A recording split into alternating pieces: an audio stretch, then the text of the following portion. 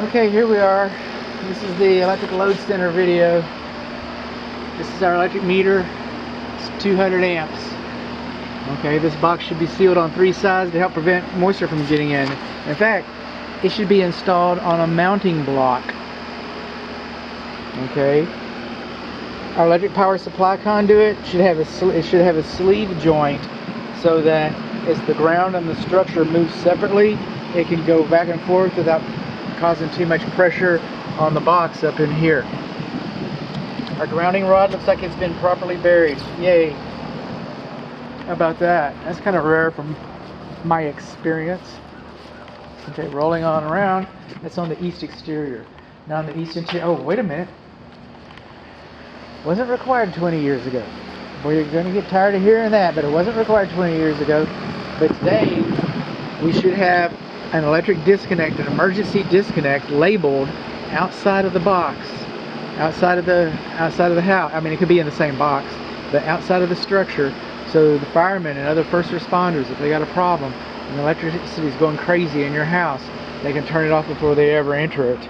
They turn it off before they ever touch this metal garage door, which would be a great conductor. So that's what we're here for. This GFCI does not work. You can tell another home inspector's been here. That's those cute little dots. And I used to use them. But nobody liked them but me. You'll learn. But anyway, this is our inside the east wall. You know what I'm not seeing? I'm not seeing a bonding location. I'm seeing one single ground. All right? We're supposed to have 2 within 6 feet of each other. Where's the continuous bonding? Wait a minute. Florida's Magna date 2006. Our bonding. Sometimes it's on the ground. Number 4 is the water heater. Well, that's what they say. But it's not accessible. If it is there, it's labeled there. I see a little bit of copper wire way back up in there. It's got to be accessible, guys. Come on. And why aren't you? Come on, focus. I paid extra for this camera. Okay. So the bonding is labeled E18. Speaking of labeling, all this is handwriting. What the code says. Right? What the manufacturer's installation says. They say it should be printed. So you see where it says green or blue test button indicates circuit breaker with arc fault detection. Remember that? So that's printing. They think this should be printed, not handwritten. Not handwritten. Okay. Coming on in here, we should not have debris inside of our cabinet. It's pretty minor. We only got a single ground. Okay. We do not have a whole house surge protector. So that, wasn't required 20 years ago. But if the house is built today, we'd have a whole house surge protector, and it's a safety device, and so we need to have that. So another thing that wasn't required 20 years ago is L1 and L2 does not have non-conductive covers. Okay. Oh, and this cabinet is rated for 150 amps. 200 at the meter, 150 at the main principal. L1 and L2 should have non-conductive covers. A lot of times they're plastic or some kind of a poly. I don't know, they will come up to me. Sometimes they're just cardboard.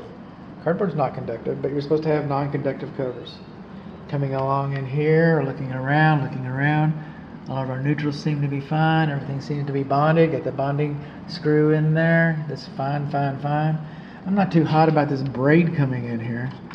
All right. You can put 3 as long as it's the same 3 at one lug.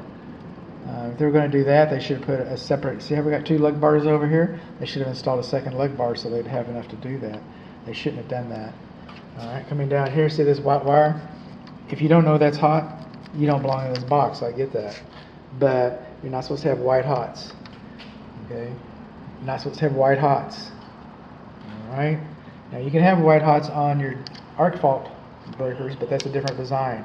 But you're supposed to wrap that with black tape. I know, kind of stupid, right? Is it going to change anything? No. Changing the labeling, is that going to change anything? No. But I'm here to tell you about it. This is the arc fault for our bedrooms. That's the only way I know how. It's the only place we have them. And it's the only way I know how to test it. If this box was installed today, we'd have a whole house surge protector in here. We'd have a second ground in here. We'd have, maybe we'd have the whites wrapped with black tape. Yeah. Stranger things, we'd have the covers over here. And then most of these would be GFCI, most of these, excuse me, would be AFCI. We'd have GFCI in our kitchen. We have GFCI in our water heater. You know, it wasn't required. We don't have any of those things. We don't have any of those things. So I'm required to call it out. Oh, and we got bundling. All right. See, that's the way the drunks used to do it. Because you got to get out in time and go to the liquor store. Got to stop by the beer store on your way to get your check. You know, go to clock out. So they got these big knockouts, so we can bring L1 and L2 in, and they're universal. And so around the cabinet, you see all these smaller knockouts because you're only supposed to bring 2 cables in at a time. You bring a bunch of them in like that. That's called bundling. And bundling is all about the skin effect, which again has been here 20 years, and it seemed like this all over town, and just about everyone between this house and my house is done that way. I get that. If everybody jumped off the bridge, would you jump off the bridge? So what happens is when it comes time to replace this cabinet, the electrician's probably going to have to spend a little more time. We're going to knock out these individuals and lace it up all right. I mean, I would never dissuade my client from seeking perfection, but ripping this out to separate these wires is probably not going to be your best dollar spent. Unless it burns down, then, you know, I'm sorry. You know.